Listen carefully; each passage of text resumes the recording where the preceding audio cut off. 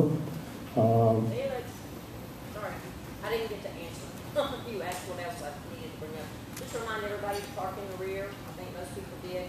And Paul has some things that he wanted to donate. He's with the volunteer. Okay. Paul has put out some books on the booklets on the table, and they are for your taking.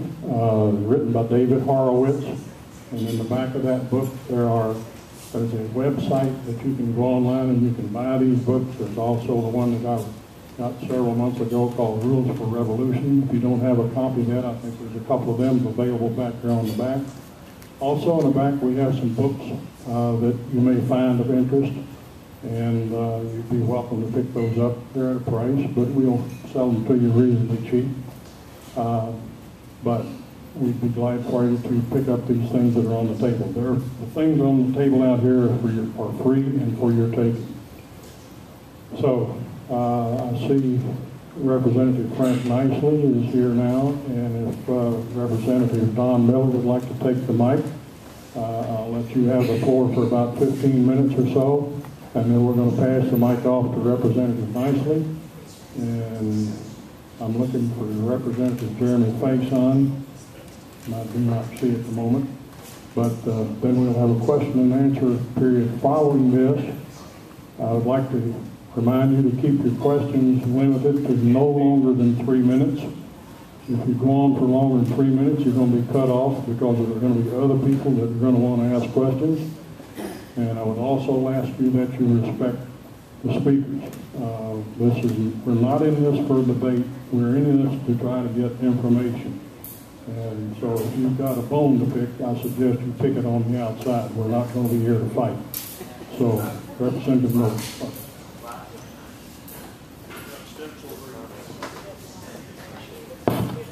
Thank you. I appreciate the opportunity to come and just, again, talk with y'all.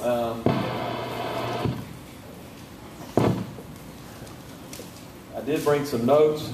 One of the things that I've learned is my memory doesn't always serve me well, so I'm going to be sure that I say what I need to say, cover all the points that I'd like to cover. Frank, if you'd like to go first, I'd certainly, you're my senior, so I'm definitely going to give you it looks like you're getting something to eat. Yeah. I appreciate Frank. He's been a good friend in my first year. This is my first year as serving in the House, and he's a veteran at it that does a good job. Appreciate him very much. Some of the things I thought I might just talk about is some of the important legislation that we passed this last year. This is the first of 2 years session, and just maybe start from there and then talk about some things that we'll be doing next year. Some of the legislation I hope that we might be able to advance this coming legislative term. I'm sure you heard some of the things about tort reform that we did, some of the things as far as changing some of our laws to try to make it Tennessee more friendly to business. One of the main objections, as you know, has been trying to get jobs here in Tennessee. That's been the number one objective of the governor's administration and the House. We want to be sure that every person who wants a job has a job. And in this economy, it's been very difficult.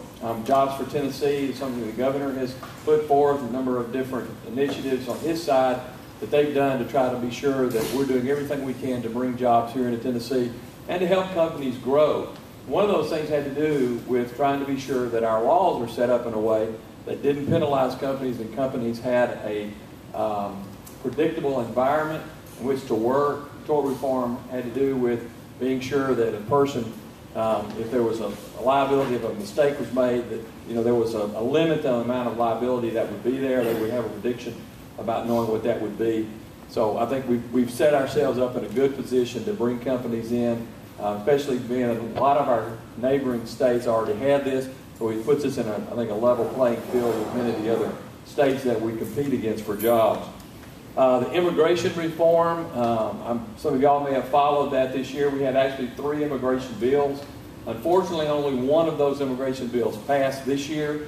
The other 2 we'll be working on this next year, and I'll talk about those in just a minute. The bill that did pass was the E-Verify section of that bill, where people when people are hired, they have to be proving that they have a right to work here in our state. And so we're glad to get that done. Again, unfortunately, I was talking with some of the folks back here, you know, you would like to have things pass good, clean, good, strong bills. I learned, one of the first things I learned up there is that politics is the art of the possible, which means you've got to, you know, if you want to pass something, I had some bills I was working on, and the first idea that I had, it wasn't possible. I mean, it just wouldn't pass. So okay, well, what is possible? You begin to work that through, and unfortunately, the bill was weakened to some extent, but we still got some good, solid points to it. But now we'll have a system in place where people will have to use E-Verify when they hire someone, that we know that the people that are taking the jobs, you know, are legal citizens here of the state of Tennessee. Another part of, I think, is part of immigration, though it wasn't really part of the immigration bill, had to do with an ID to vote. We passed a bill this time that where a person, when you go to vote, you have to be able to show a photo ID. So again, we know that the person who is voting is the person that's standing there in the line. And that's, you know, been a concern that maybe voter fraud, especially as the immigration issue becomes stronger, as we have more illegal immigrants here. We want to be sure that they, again, should be voting the person that's actually, that they say they are.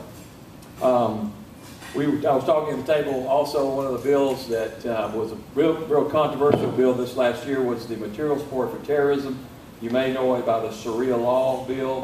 That was the first term, the first title of it, and sort of changed because it's not against Sharia law, it's against those who would support terrorism through maybe a religious group or some other means. And so we passed a bill that will allow us to, and allow our local law enforcement to be able to address persons who are here in Tennessee but are raising money specifically to support terrorists in other parts of the country that would be trying to attack us. I was glad to be able to be a part of that and support of that bill as well. Many of y'all, if probably like my wife, unfortunately I have never had the personal experience, but my wife has on the traffic cameras. We passed a good traffic camera bill this year that restricts the traffic camera violations so that you can't be caught turning on right on red anymore, which was a real problem because you didn't know exactly where to stop, and it was just kind of a real big situation, especially with the right on red. And also, if you're in the intersection when the light turns, you can't get a ticket as well, as long as you're already in the intersection. Some big trucks, especially people who were driving large trucks, had a problem with pulling out in the intersection. Somebody stopped and they couldn't make the turn, and then they would get a ticket when the light changed. So some of those things that we use to try to tweak that, try to make it, we want to keep the safety issue of it, but not do it in a way that would be abusive. I think it's a good compromise, good way of being able to address that problem that our constituents had. Probably one of the most important votes that I had this year was toward the end of session. It's not something really that I had really had a lot of personal investment in, but it was one of these things that I just got an opportunity to be a part of, and it was the passing of a constitutional amendment on abortion in Tennessee. I don't know if you're familiar with the SJR 127. That's what the bill was called. It's a constitutional amendment that had to go through a process. The first time it passed, and then this time it had to pass by 2/3 this year, which it did, and now it goes on the ballot in 2014, the next governor's vote. And if it's passed by the popular vote, then it'll be part of our Constitution. And really all it does is say that the Tennessee Constitution is neutral when it comes to abortion. Because the legislature had already passed some bills and the Supreme Court had overturned those here in Tennessee.